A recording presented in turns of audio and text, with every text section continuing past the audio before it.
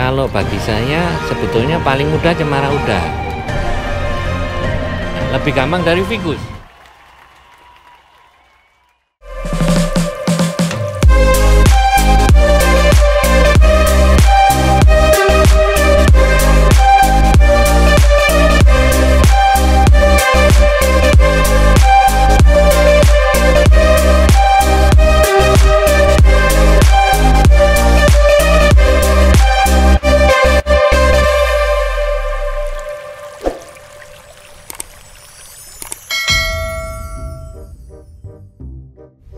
Ya, selamat pagi Sobat Bonsai Nusantara. Kembali lagi dengan saya Husain Ali. Dan ini kita juga lagi ke tempatnya Pak Dokter Bonsai. Ini kita di klinik. Ini mau tanya Mas, ada pasien ini ceritanya. Ya. Pasiennya ini Mas, ini cemara udang. Itu katanya susah ngerawat, susah program, ini gimana ini? Ya enggak apa-apa. Kalau ini kan kebetulan di saya banyak cemara udang. Saya termasuk suka sekali cemara udang. Kenapa? Karena cemara udang ini bagi saya kelebihannya banyak. Gitu. Tekstur batang bagus. Daun bagus. Wah, itu. Ya kan? Terus pertumbuhan cepat. Jadi kalau teman-teman yang suka pelihara dari bahan, cepat gedenya ya. Jadi kurang cabang, kurang terusan kepala, bikin baru itu cepat ngejarnya. Nah, ya. Untuk perawatan dan program Mas, itu susah nggak sih sebenarnya? Kalau bagi saya sebetulnya paling mudah cemara udang. Wah, kurang cabang bisa ditempel. Ya, gampang nempelnya. Lebih gampang dari figus. Figus. Emang apa sih nggak boleh? Sombong amat. Oh gitu. Ya. Nah, itu. Terus kemudian dia ini juga kambiumnya juga cepat pulih. Jadi bekas potongan itu bisa nutup. Untuk akar sendiri Mas, gimana ini program akar? Akar juga diprogram mudah. Nah, nanti kita bahas ya habis kita nanti bagaimana sih ngeground cemara udang dengan proses diulur ya. Ini Indonesian Road Training ya, perhatikan loh. Indonesian Road Training ya. Ini Indonesia. Ini khas Indonesia ya. Dulu yang pertama itu Pak Asep ya, yang pertama buat seperti itu. Tapi sekarang ini banyak orang yang sudah modifikasi cara-caranya. Mantap. Oke teman-teman, kita akan langsung praktek dan kita akan belajar bareng bersama Pak Dokter Bonsai, Mas David. Oke, let's go. Langsung Mas, monggo.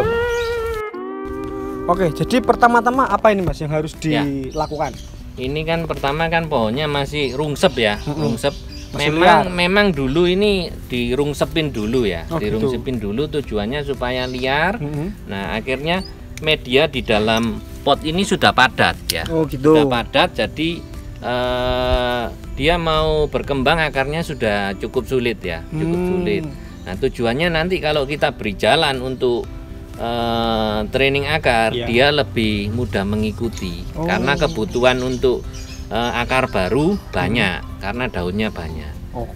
Jadi kebanyakan itu yang tidak berhasil itu akarnya jadi cuman sedikit atau bagaimana, itu karena daunnya kurang banyak. Ya, itu penting sekali. Jadi step pertama daunnya harus dilihatkan. Ya, dilihatkan. Kayak gini teman-teman nih.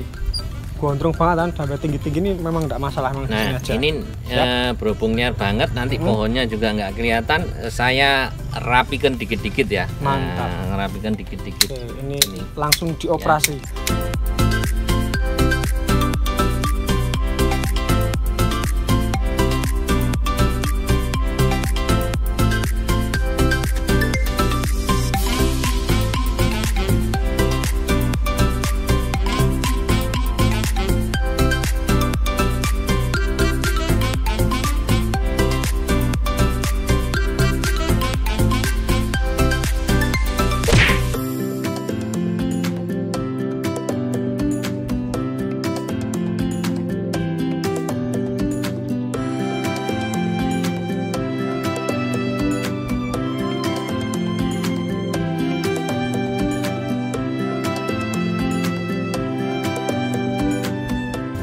Nanti kan jadi pertanyaan ya, gimana cara masukkan gitu ya? Iya betul. Karena ngambil ini bagaimana dimasukno semua ke sana, nggak harus nggak harus semuanya itu ini ya. Kalau kebetulan bisa ditarik seperti ini ya ditarik, kalau nggak bisa ya potong aja nanti kan tumbuh lagi.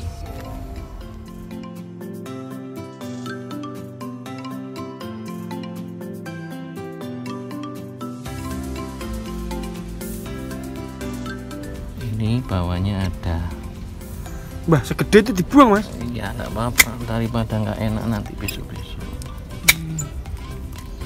Jadi diusahakan posisinya ini sejajar semua, Mas? Iya, nggak harus sejajar lah, yang pantasnya aja gitu. Oh gitu. Ini kan habis ini ada akar di bawah, ini enak, lebih keluarnya ini turunnya lebih enak. Jadi yang atas dibuang. Kamera bisa kelihatan? Ini ada dua, atas dan bawah. Ini bro, ini atas, ini bawah. Nah, yang dipakai yang di bawah. Meskipun yang atas sudah gede segitu pun harus dikorbankan. Jadi ini memang harus dipilih satu-satu ya, Mas ya? Ya, ini kan bawahnya ada. Nah.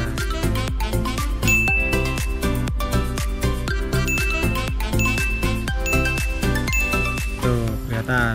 Arahnya lebih pas, lebih enak yang bawah. Jadi kita buang. Makanya perlu cermat juga ya, Mas ya, dalam mengerjakan bonsai. Iya. Ya, kalau cuman ngulur aja semua orang bisa ya nanti. Cuman kita itu yang harus belajar, banyak belajar mana yang dipakai, mana yang dibuang. Sama dengan cabang juga begitu. Betul. Nah, ini kan turunnya ini ke bawah ini lebih enak. Jadi gitu, nampak ya. Sejajar ini ya. Tuh, gitu. Kelihatan.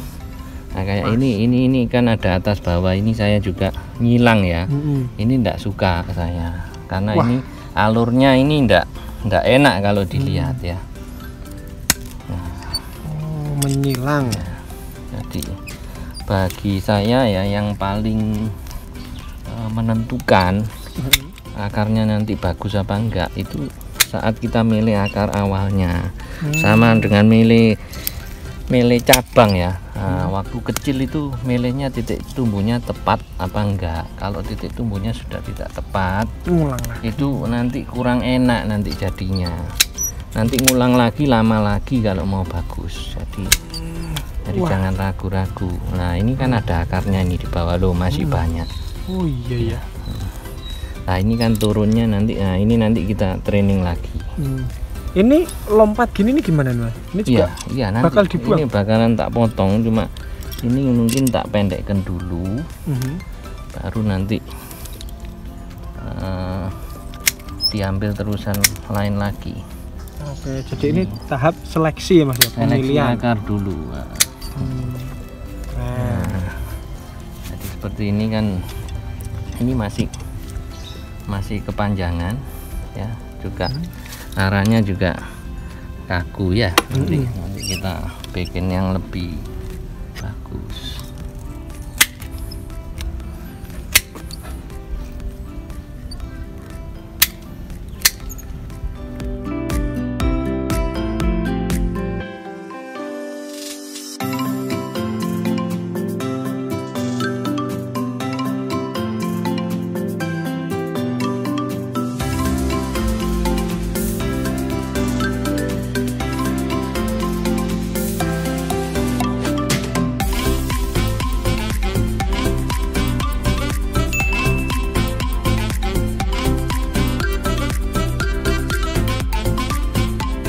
Nah, ini yang akar yang diseleksi sudah selesai. Akar yang mau dibesarkan ya, yang diseleksi, yang kita pilih itu ya. Nah, sekarang waktunya kita mulai mau menghubungkan akar tadi ke tanah ya. Nah, ini bagaimana caranya? Ya, ini tadi kita menggunakan plastik ya. Plastik. Nah, plastik ini kita ukur dari permukaan tanah sampai ke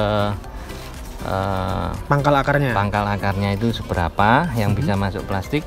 Biasanya saya lebihin sedikit, soalnya di sini nanti ada tekuan.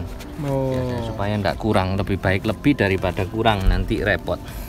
Peralonnya sendiri ini untuk apa ini, Mas? Nah, ini kalau dulu awal-awal itu orang-orang pakai paralon gede. Saya kadang lihat yang gede-gede itu. Paralon gede itu bagus sih. Nah, cuman kan pertama mahal. Iya betul. Nah kalau pakai plastik ini kan murah ya. Iya betul. Nah ini paralon kecil ini hanya untuk menahan supaya enggak ini kan supaya enggak belok-belok, enggak bengkong, enggak jatuh, enggak lemes seperti itu betul, aja. betul. Tujuannya seperti itu. Ya nanti ini biasanya saya belah sedikit. Saya belah sedikit. Ya gini seperti gini ya. Oke. Nah, nanti ini tujuannya untuk apa? Nanti untuk pada saat masuk akar. Nah, nanti kita sebelumnya masukkan media lebih mudah. Juga ini waktu ngunci kita masukkan mos bisa diikat, bisa neken gitu ya. Nah, seperti itu. Jadi nanti dipasang kawat untuk nekan seperti itu. Oke. Siap. Kita ukur sesuai kebutuhan aja panjangnya ini. Jadi kalau groundnya tinggi otomatis paralonnya butuh yang lebih tinggi ya Mas? Ya, plastiknya juga lebih panjang. Plastiknya lebih panjang. Itu jadi ya sesuaikan kebutuhan. Nah kenapa pakai plastik? Kenapa itu Mas? Karena pakai plastik ini ada keuntungannya lagi, bukan cuma murah tadi ya. Nah nanti kalau akarnya tumbuh itu kita bisa lihat. Nanti akarnya tumbuh kan kelihatan nanti warnanya putih merah. Kalau cemara udang putih merah itu warnanya. Jadi bisa terpantau terus ya Mas jadi ya? kelihatan. Nah terus kalau sudah selesai misalnya ya, sudah akarnya besar gitu, itu plastik hancur-hancur sendiri. Kita bukanya itu gampang. Kalau paralon kan agak repot. Iya betul. Ya untuk mau belah mau buka itu agak repot nanti kita. Itu. Wah, selain harganya ekonomis ternyata manfaatnya juga lebih banyak Mas. Iya.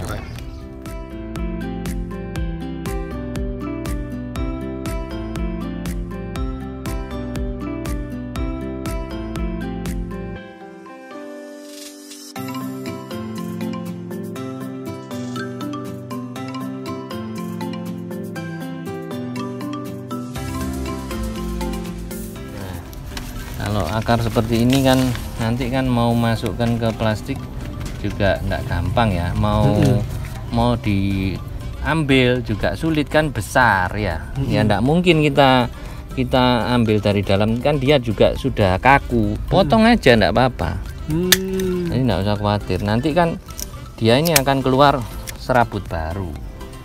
Nah, nanti diharapkan keluar serabut baru ini nanti yang ngikuti uluran kita ini tadi, ikut plastik kita ini nanti ngikut ke bawah dia. Nah, jadi nggak usah khawatir ya. Kalau wah sulit ya ngambil ini nih, kalau sulit potong aja, nggak usah khawatir kayak gini.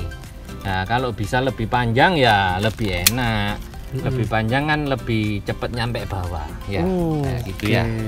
Ini sulit kan, sudah kaku potong aja, nggak usah takut. Plastiknya ikut di sini.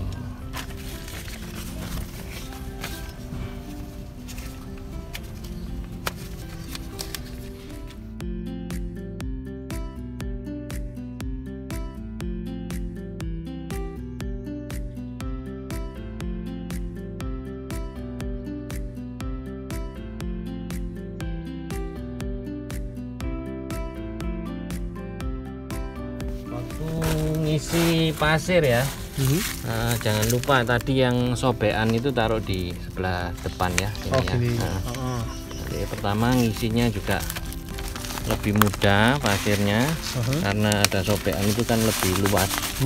Lebih mudah untuk masuk ini ya. Lebih mudah untuk masuk. Nah, terus yang kedua kan nanti kan kalau untuk akar itu nanti ini nanti kan buat dikasih mos dan dikunci seperti ini. Gitu. Ya seperti itu. Kalau menghadapi akar yang dapatnya panjang ini kan lebih cepat ke bawah, jadi tidak perlu dipotong terlalu pendek. Pasir jangan diisi terlalu penuh, jadi cuman pas di tikungan ini ditekuk-tekuk dulu. Nah ini masukkan dulu baru diisi pasir. Supaya ndak sulit nanti. Kalau sudah ada pasirnya sulit nanti bengkok-bengkok.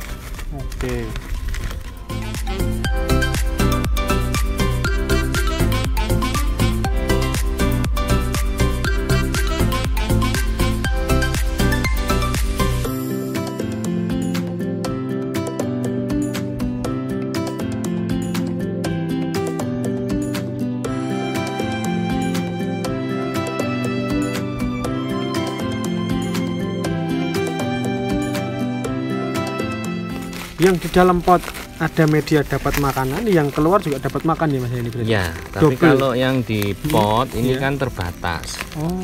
Kalau makanannya ya cuman itu aja. Nanti kalau yang akar yang masuk ke ground ini kan banyak. Istilahnya all you can eat, makan sekenyangnya.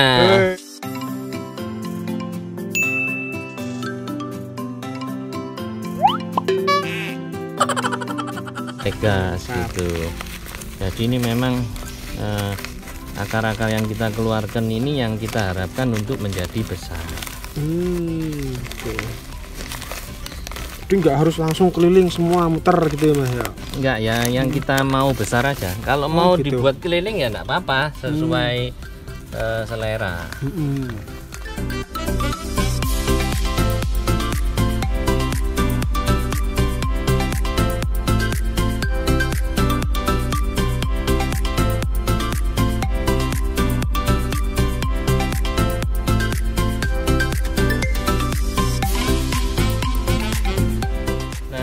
Contoh pemrograman akar dengan proses diulur ya akarnya supaya akarnya lebih bagus lagi, lebih cepat gede ya Mas ya. Agak kepanjangan itu Mas ya. Ini tujuannya tadi mos ini untuk ngunci, jadi saat diikat kawat dia bisa ngelawan ya, bisa seret nanti ya, bisa ndak lepas ya.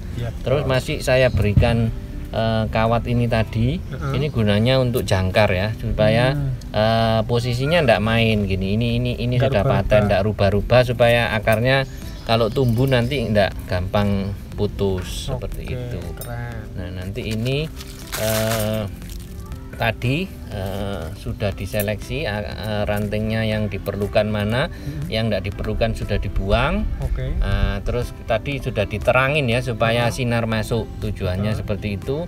Jadi ranting kecil-kecil yang kemungkinan bisa dipakai lanjutan ini tidak mati.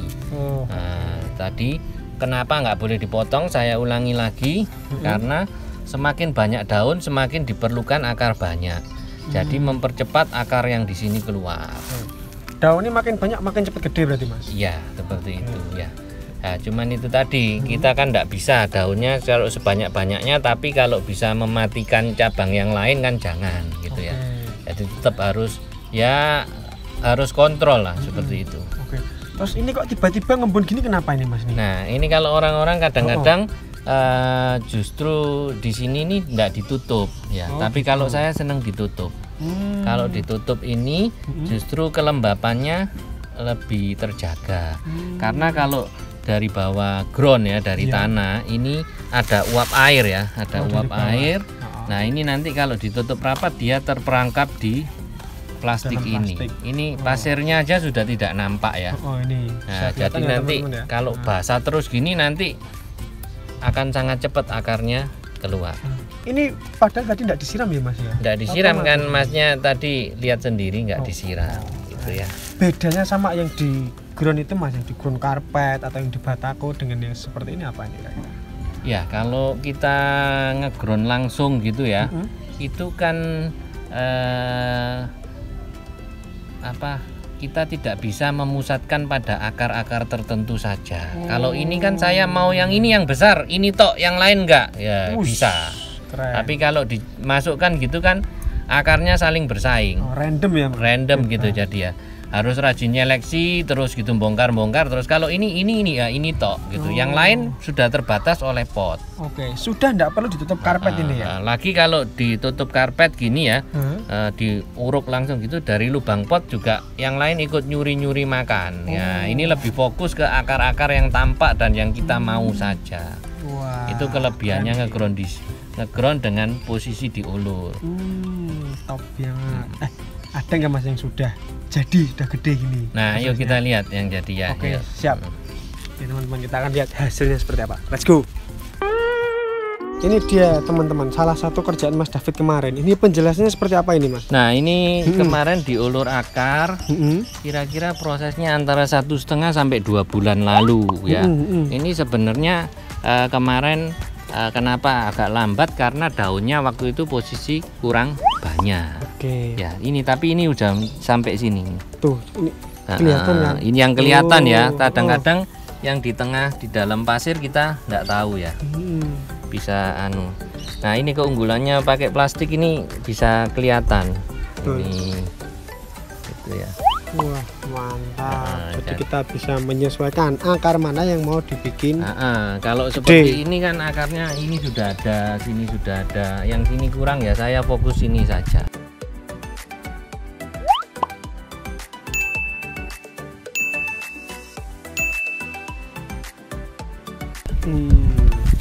Biar seimbang. Top. Yang lebih matang sampai bedah ada mas. Ayo kita pindah. Oke, let's go, kita cabut ke sana teman-teman. Di sini nanti pokoknya kita belajar cemara udang komplit. Mantap.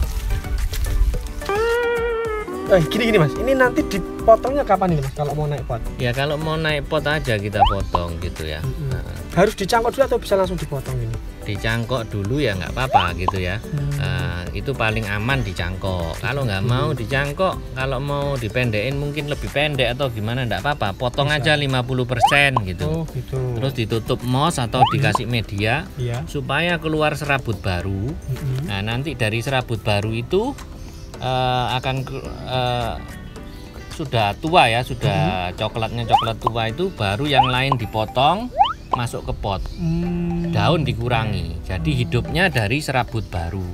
Nah, kenapa pohon geron-geronan atau pohon uluran seperti ini banyakan kadang nggak sehat, stres atau mati karena belum ada serabutnya. Potong-potong langsung pindah. Nah, memang ada serabut di dalam pot ini. Tapi serabut ini kan ada tapi tidak begitu aktif. Pohon ini sudah banyak makan daripada akar-akar yang besar ini. Karena kan di pot ini makannya terbatas, dia banyak keluar. Yang di sini nggak begitu aktif. Begitu kita stop 50% gitu. Nanti yang di dalam aktif lagi sambil nanti bantuan dari serabut yang baru ini. Nah, ketika atasnya dipotong, ini yang sisanya dipotong, hidup dari serabut baru dan yang di dalam pot sudah cukup untuk menghidupi. Luar biasa. Ini berapa tahun mas sampai tahap kayak gini? Ini sebetulnya kalau yang sebagian ini yang gede-gede ini kemarin ini 1,5 tahun sudah segede ini. Tapi ini sampai sekarang ini proses di sini ini sudah 3 tahun 4 tahun ya. Cuman ini yang ini di sini ini tahapan yang ini asalnya sudah ada yang ini loh. Jadi ini pohon pindahan ya. Jadi makanya ini 1 pecah 2 pecah 2 pecah 3 ya gitu. Beberapa tahap ya. Jadi hitungannya pun cepat ya mas. Kalau mau bikin bonsai broom yang bagus ya, kalau bisa bukan tangannya aja yang pakai tahapan, akar juga pakai tahapan, baru keren.